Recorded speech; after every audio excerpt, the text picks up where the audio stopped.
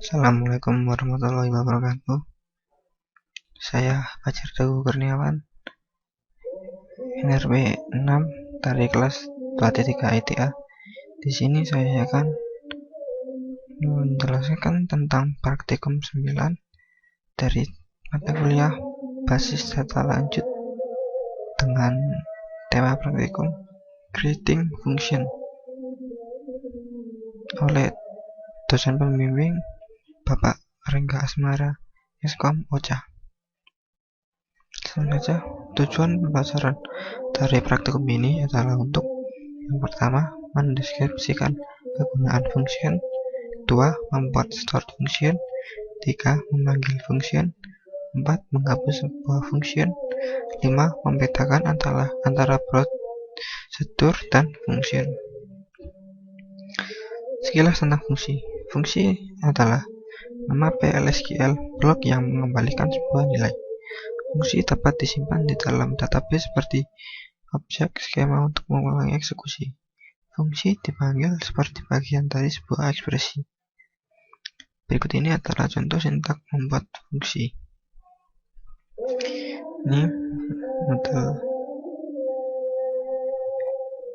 Ini adalah contohnya. PLSQL harus mempunyai paling sedikit satu perintah return. Ini dari sintak tersebut mereturn data type. Membuat fungsi. Ini adalah contoh membuat fungsi. Editor code create function. Kemudian membuat fungsi dengan menggunakan ISQL plus. Masukkan perintah create function pada editor dan simpan sebagai file SQL. Jalankan file script dari source code dan compile fungsinya. Gunakan use error untuk melihat kumpulan error. Ketika berhasil dikompil, panggil fungsinya. Contoh, ini adalah contoh sintaksnya. Ya, selanjutnya mengeksekusi fungsi. Panggil fungsi sebagai bagian dari ekspresi PLSQL. Buat variabel untuk menyimpan nilai kembali. Eksekusi fungsi tersebut, variabel akan dikumpulkan oleh nilai kembali melalui perintah return. Contohnya ini. Ya, ini adalah contohnya.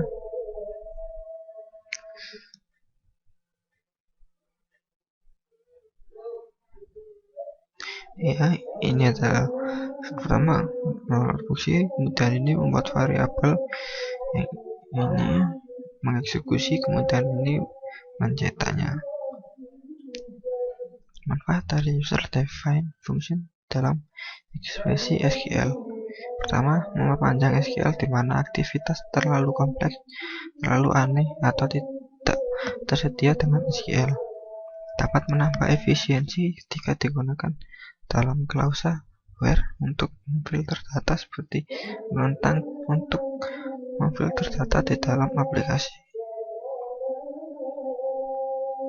Dapat memanipulasi karakter dari string. Contoh membuat fungsi pada ekspresi SQL. Ya, bisa lihat di bawah ini. Kemudian batasan memanggil fungsi dari ekspresi SQL. Pertama, membuat fungsi untuk penyimpanan. Yang kedua, hanya menerima IN parameter. Ketiga, menerima semua tipe data SQL yang valid.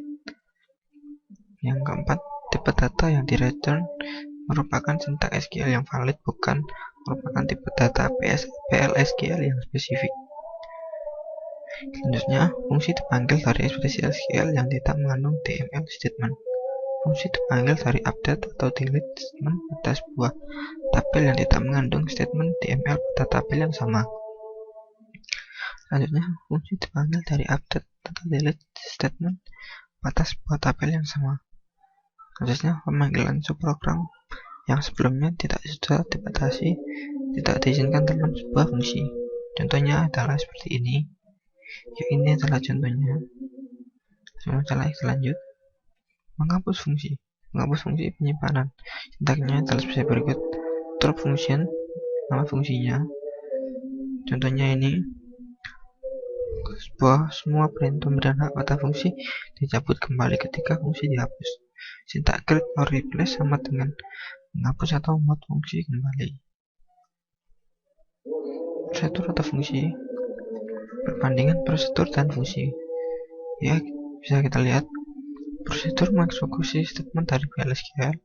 Fungsi meminta agar menjadi bagian dari sebuah ekspresi. Prosedur tidak boleh ada return clause pada header. Fungsi harus ada return clause di bagian header. Boleh tidak ada satu atau banyak value. Harus mengembalikan satu value jika di fungsi. Prosedur boleh mendeklarasi return statement jika fungsi harus terdiri paling tidak satu return statement. Keuntungannya, meningkatkan kinerja, mudah dalam maintenance, meningkatkan keamanan dan integritas data, meningkatkan kejelasan kode. Ya, sekarang masuk ke latihan soal. Soal yang pertama, buatlah fungsi fn month hire untuk mendapatkan informasi mengenai bulan mulai bekerja karyawan, dengan catatan bahwa hanya bulan Januari saja yang ditampilkan. Selain itu, beri informasi bukan bulan Januari. Kemudian tampilkan dalam query select untuk menampilkan semua data kode karyawan, nama, hire date, dan month hire dari tabel employee. Contohnya ini.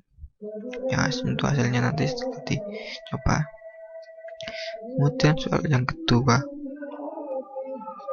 buatlah fungsi fn-info yang akan menampilkan informasi presentasi kenaikan, gaji lama dan gaji baru. Fungsi memiliki satu parameter untuk menampung kode karyawan.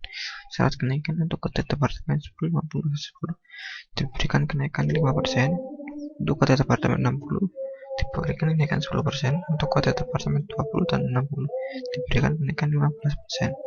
Untuk kode departemen lainnya tidak diberikan kenaikan. Kemudian tampilkan dalam query select untuk menampilkan semua data kode karyawan, nama, dan info dari tabel employee. Yaitu tadi latihan soal 1 dan 2. Sekarang adalah jawabannya. Jawaban akan secara terurut mulai jawaban 1 sampai 2.